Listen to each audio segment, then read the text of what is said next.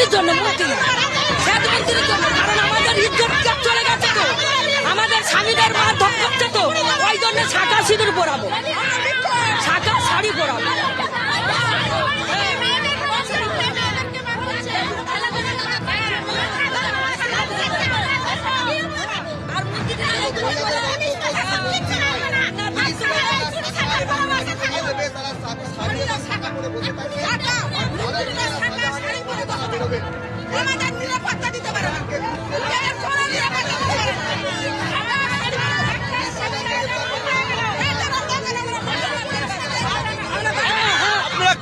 পুলিশের ড্রেস, মন্ত্রীর গদি ছেড়ে দিক, আমরা স্বেচ্ছাদানকে খুঁজতে বেরোবো, আমরা মায়েরা। কারণ অত অত্যাচার সহ্য করা যায় না।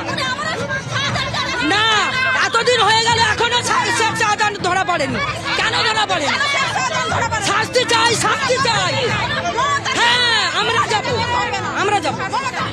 পুলিশ না থাক, পুলিশ থাক, ওই দিদির গুন্ডা বাহিনী তো পুলিশ, পুলিশ দিদির গুন্ডা বাহিনী কিছুই পাচ্ছে না পুলিশ আমাদের। ওই জন্য মন্ত্রীদেরকে পড়াবো, মন্ত্রীকে পড়াবো, আর মন্ত্রীর গদি ছেড়ে দেবে আমাদের, আমরা স্বেচ্ছাদানকে ধরবো। কেন বলবে রাজ্য পুলিশকে? ইডি কলকাতা হাইকোর্টে গেছে সিবিআই তদন্তের জন্য, 6 মার্চ ডেট আছে। ইডি রাজ্য পুলিশকে বলবে কেন?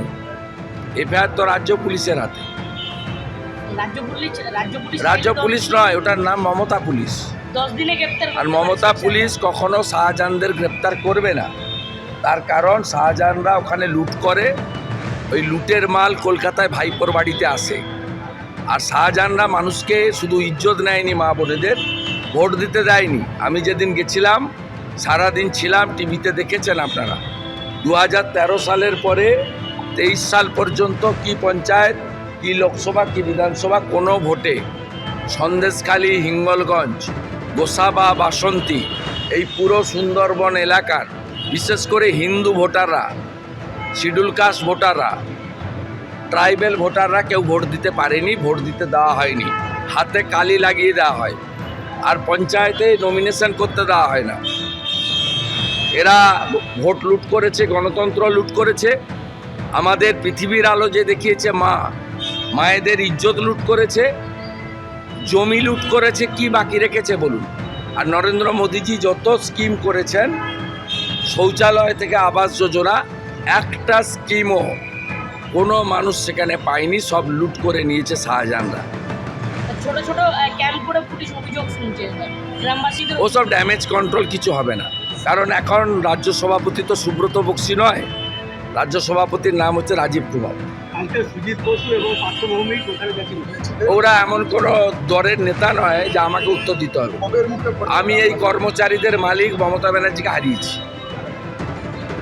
আপনাকে বলে দিচ্ছি, 11-র আগে বলা হতো ভুলতে পারি নিজের নাম, ভুলবো না কো নন্দীগ্রাম। এখন সবাই বলছে সন্দেশখালী করবে চোর মমতার চেয়ার খালি।